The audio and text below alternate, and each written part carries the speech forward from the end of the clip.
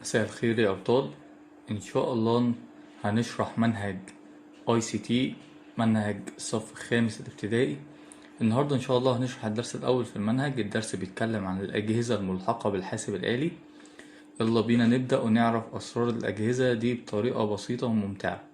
أول حاجة عندنا القرص الصلب الخارجي External Hard Drive.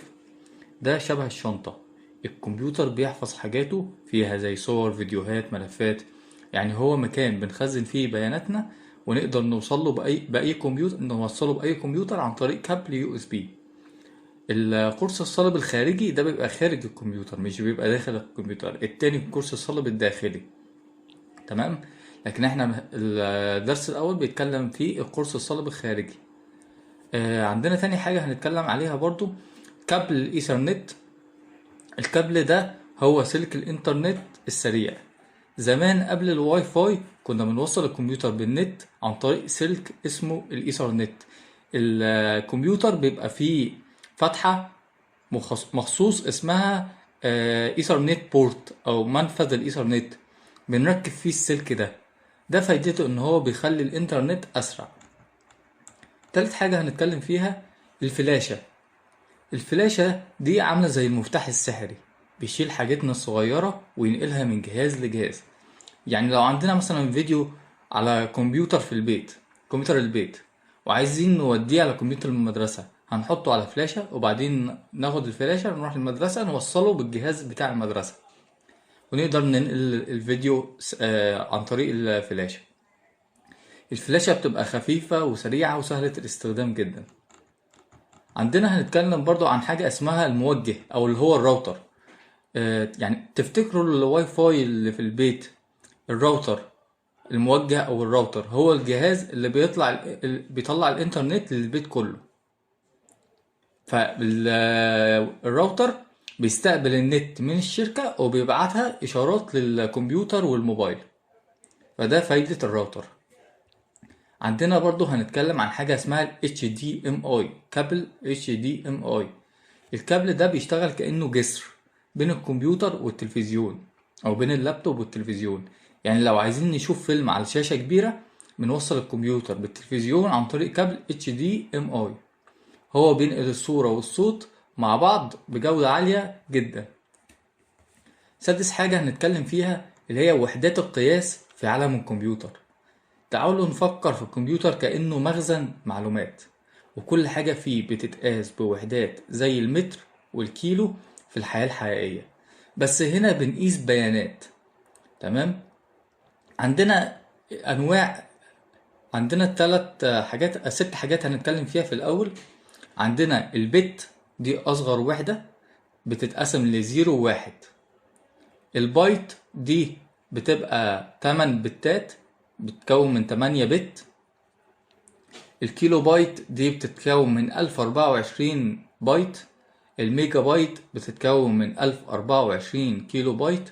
الجيجا بايت ده بتتكون من 1024 ميجا بايت. التيرا بايت 1024 جيجا بايت. احنا ممكن نشبه بتشبيه بسيط كده، البت دي عاملة زي اللمبة، لما بتنور بتبقى واحد، لما بتطفي بتبقى زيرو. طب البايت بتبقى علبة صغيرة فيها 8 لمبات اللي هي 8 بت، وهكذا. تمام. عندنا برضو وحدتين مهمين جدا. اول واحدة عندنا الميجا بايت في الثانية. دي بتبقى معناها ان الكمبيوتر بينقل او بيحمل البيانات بسرعة كام بقى؟ كذا ميجا بايت في الثانية. يعني لو 3 ميجا بايت بير سكند هتبقى ان الكمبيوتر بينقل او يحمل البيانات بسرعة 3 ميجا بايت في الثانية. كل ما الرقم ده بيزيد السرعة بتزيد، تبقى أسرع. عندنا تاني وحدة مهمة اللي هي الهيرتز. دي وحدة بنقيس السرعة الزمنية، مثلا كم مرة الشاشة بتحدث نفسها في الثانية. زي ما بنقول الشاشة دي بتشتغل 60 هرتز أو 120 هرتز، يعني بتغير الصورة 60 مرة في الثانية أو 120 مرة في الثانية. في بقى الجزء الثالث من الدرس اللي احنا هنتكلم عليه المشاكل وحلها. احنا عندنا في الدرس 4 مشاكل، هنعرف ايه هم ال4 مشاكل دول وايه هي الاسباب بتاعتهم وايه هو الحل بتاعها. تمام. المشكلة الاولى، لو ما قدرتش تخزن بيانات جديدة. لو ما قدرناش نحط بيانات جديدة على الكمبيوتر. ايه سبب المشكلة دي؟ السبب بتاعها ان المساحة خلصت. طب ايه الحل بتاعها؟ هنجيب قرص خارجي، الاكسترنال هارد ديسك اللي احنا اتكلمنا عليه في الاول، ونحط عليه الملفات عشان نفضي مساحة. تاني مشكلة عندنا لو النت مش شغال عندك. طب ده السبب بتاعها ايه؟ ده معناه ان الاتصال قطع. طب الحل هنجرب الاستخدام السلكي اللي هو عن طريق الايثرنت، او نتواصل مع الشركة. تالت مشكلة عندنا لو كان اتصال الفيديو ضعيف، يعني لو الفيديو عندنا على الموبايل ما بيحملش كويس، السبب بتاعه ان النت ضعيف. الحل بتاعه نجرب نوصل اللابتوب او الكمبيوتر عن طريق الايثرنت مش واي فاي، ده هيشغله بشكل اسرع. عندنا اخر مشكلة لو حاولنا نفتح ملف كبير وما اشتغلش، ده بيكون السبب ما يكونش عندك مساحة في بطاقة الرسوميات. طب الحل بتاعه ايه؟ اقفل البرامج المفتوحة على اللابتوب عشان تفضي مساحة في الرامات. دي كانت المشاكل اللي موجودة في الدرس، وبكده نكون عرفنا ان كل جهاز من دول ليه دور مهم بيساعد الكمبيوتر ويشتغل عليه ويشتغل صح. من اول تخزين البيانات لغاية عرض الصور والاتصال بالانترنت، افتكر دايما ان التكنولوجيا مش حاجة صعبة، كل ما تفهمها اكتر هتبقى اذكى